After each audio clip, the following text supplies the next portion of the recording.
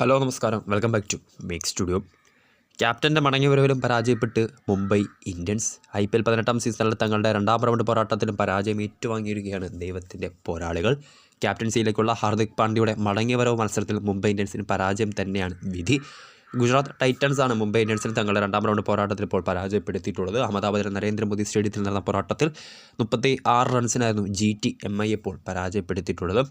കഴിഞ്ഞ സീസണിലെ അവസാന പോരാട്ടത്തിലെ ആ ഒരു വിലക്ക് പ്രകാരം സീസണിലെ ആദ്യ മത്സരത്തിൽ ക്യാപ്റ്റൻസി ചെയ്യാൻ സാധിക്കാതിരുന്ന ഹാർദിക് പാണ്ഡ്യയുടെ മടങ്ങിവരവ് പോരാട്ടമായിരുന്നു GTക്കെതിരെ കഴിഞ്ഞ ദിവസം നടന്നത്.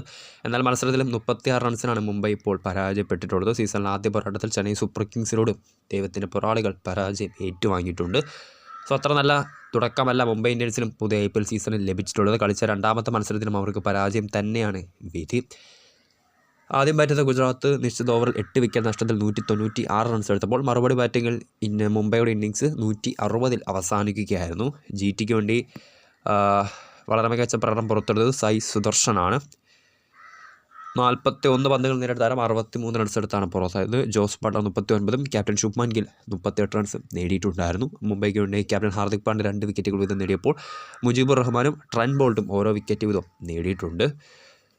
ഇനി മുംബൈ ഇന്ത്യൻസിലെ ബാറ്റിങ്ങിലേക്ക് വരുവാണെങ്കിൽ സൂര്യകുമാർ യാദവ് ആദ്യ മത്സരത്തിൽ പാണ്ഡ്യയുടെ അഭാവത്തിൽ മുംബൈ നയിച്ച അവരുടെ പാർട്ട് ടൈം ക്യാപ്റ്റൻ 28 പന്തിൽ 48 റൺസ് നേടിയിട്ടുണ്ടായിരുന്നു.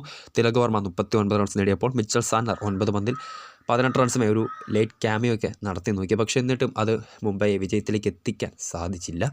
GTക്ക് വേണ്ടി പ്രസിദ്ധ് കൃഷ്ണ, മുഹമ്മദ് സിറാജ് എന്നിവർ 2 വിക്കറ്റ് വീതം നേടിയപ്പോൾ സായി കിഷോർ 1 വിക്കറ്റും നേടിയിട്ടുണ്ട്. 4 ഓവറിൽ 18 റൺസ് മാത്രമാണെങ്കിൽ 2 വിക്കറ്റുകൾ നേടിയ പ്രസിദ്ധ് കൃഷ്ണയാണ് GTയുടെ ഇന്നലത്തെ മത്സരത്തിൽ പ്ലെയർ ഓഫ് ദ മാച്ച് തിരഞ്ഞെടുക്കപ്പെട്ടിട്ടുള്ളത്. സോ അങ്ങനെ തുടർച്ചയായ രണ്ടാം പരാജയത്തോടുകൂടി മുംബൈ ഇന്ത്യൻസ് പോയിന്റ് ടേബിളിൻ്റെ 9ാം സ്ഥാനത്തേക്ക് പിന്തള്ളപ്പെട്ടിരിക്കുകയാണ്. എന്നാൽ സീസണിലെ ആദ്യ വിജയത്തോടു കൂടി GT 2 മത്സരങ്ങളിൽ നിന്ന് 2 പോയിൻറ്റുമായി 3ാം സ്ഥാനത്തേക്ക് കുതിച്ചെത്തിയിട്ടുമുണ്ട്.